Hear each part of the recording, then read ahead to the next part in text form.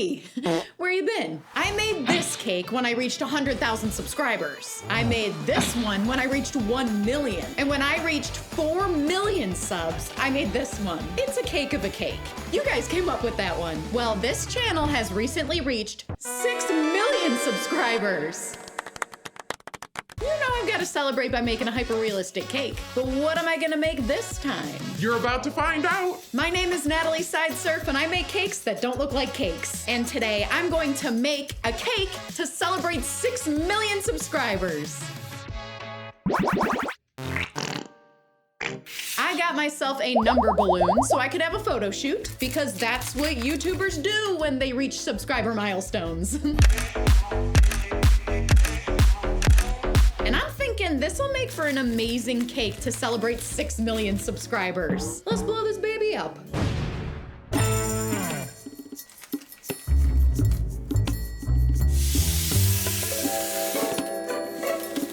Look, 9 million subscribers. Turn it back around, turn it back around. It's 6. I would love to be at 9. For those of you who aren't subscribed yet, help me get to 9. Subscribe right now. I've got tons of fun cakes coming up. I am so back. So now I've got to carve a cake that is the height and thickness of this balloon. You ever bring home a helium balloon, then you accidentally let it go and it floats to the ceiling? I did that once as a kid. And of course I was in the room with the high ceilings. So once the balloon was up there, it took a whole lot of effort to get it down. There was jumping and ladders and... Wait a minute. Can I? Is it possible? No.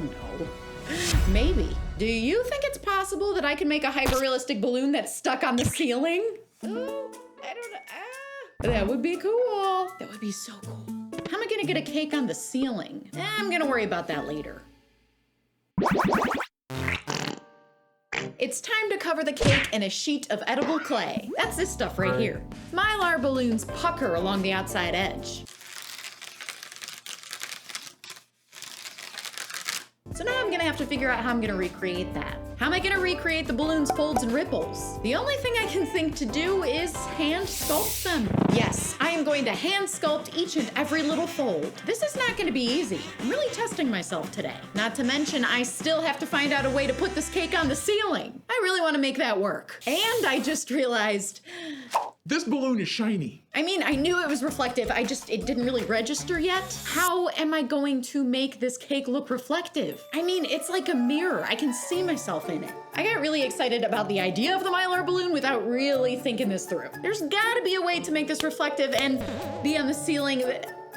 Okay, I got a lot on my plate right now, so let's tackle each challenge one at a time. Now, before we move on, do you want to know what my most popular merch item is? It's this t-shirt design that I'm wearing right now. How cute is that? And the best part is it comes in kid sizes. Everybody can wear one. I have this shirt and a bunch of other merch at sideserfcakes.com. Go check it out.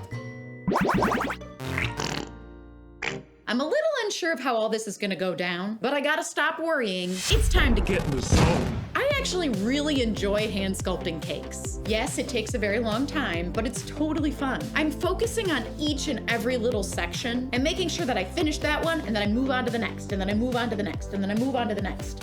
For a really long time, until the whole cake is sculpted. Sculpting folds like this is very satisfying. Like, some of them are really deep creases and then some are a little bit more shallow. There's variety. And the variety is what makes it look realistic. Well, one of the things that make it look realistic. The other thing that's gonna make this cake look realistic is the painting. There's nothing that I know of that exists that is both reflective and edible. So I can't literally make this cake reflective, but I think I can create the illusion that it's reflective. Let's see what I can come up with.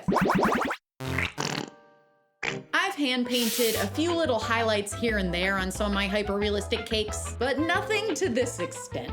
This is crazy because I am going to hand paint every little reflection. I'm looking at the real balloon, and if I see a little dark spot, I paint it. If there's a really, really light spot, I paint it. I believe that if I just try my best to replicate all the colors and shadows and bright parts, I'm gonna end up with something that looks realistic. I really don't know if this is gonna work. This is insanely elaborate. This is crazy. I'm hand painting the shine. And I don't know what you guys are thinking right now, but I'm getting a little nervous. Looking at the cake this close, it kinda doesn't look realistic. I really hope that when you take a step back, it looks like a real balloon. I don't know about this one, you guys. This is a serious challenge. This cake's got me worried. I gotta get my confidence back because now I gotta figure out how to put this cake on the ceiling. What have I gotten myself into with this one? And here's the cake. Just kidding, that's the real balloon. Now I gotta make these little tabs that you tie the ribbon to. I'm starting to realize that I'm not literally going to be able to put the cake on the ceiling. I've been called a cake witch by many, but I can't actually cast any spells. But being that all of my hyper-realistic cakes are illusions, they're not actually the object you think they are.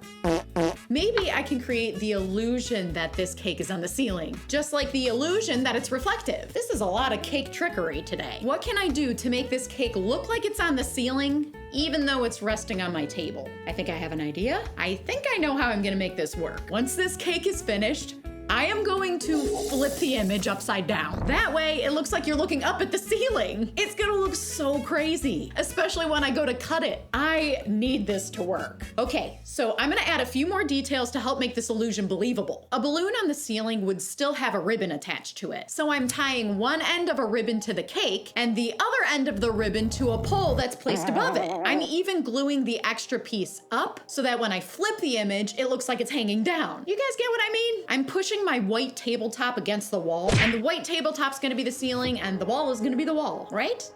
This makes sense, I think.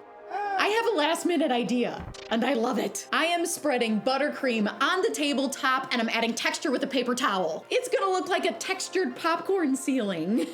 I think this is one of the most difficult cakes that I've ever made. Let's see the finished cake flipped upside down. And there you have it, a cake of a balloon on the ceiling to celebrate 6 million subscribers. What do you think? At first glance, does this pass as a balloon on the ceiling? Does the illusion work? It's like no cake I've ever made. It was so challenging, and I'm glad I took on that challenge. I like the way it turned out. Now let's cut the cake.